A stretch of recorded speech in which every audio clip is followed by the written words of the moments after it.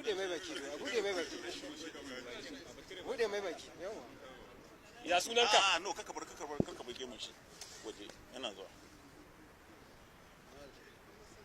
ai ba musu magana laifin me kai aka kama ka ran kai da an kama ni da bindiga guda biyu ne an kama ka da bindiga guda biyu a ina a Ilela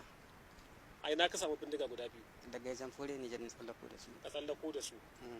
tun yaushe kake tsallako da bindigogi zuwa nan Najeriya daga Nijar to ran kai an dan kwana biyu ka yi kamar shekara nawa kana wannan sana'ar to za a kai kamar shekara 4 ran kai da shekara 4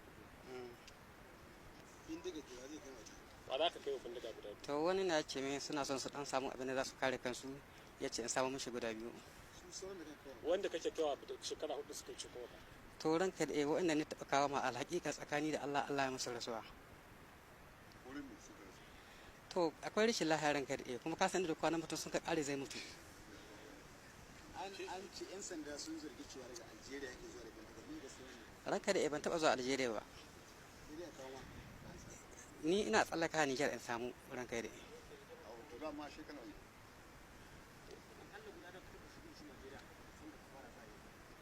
to ranka da za su kai kaman guda 10 to yanzu ka san sha'anin kuɗi da an kace maka na canji ne akwai matsala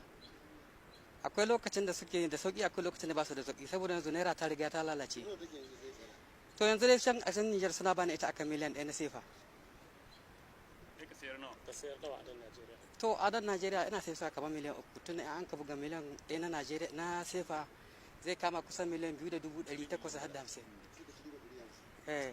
aikin me yake da bindigar to ranka da sun ce za su kare kawunan su saboda matsalolin bandit waɗanda ake kawo ma to wanga dai wanda ya ce in ka mishi mutumin wanzamai ne ta ina namu ana ce da shi Musa limamin masallaci ne a'a ba limamin ne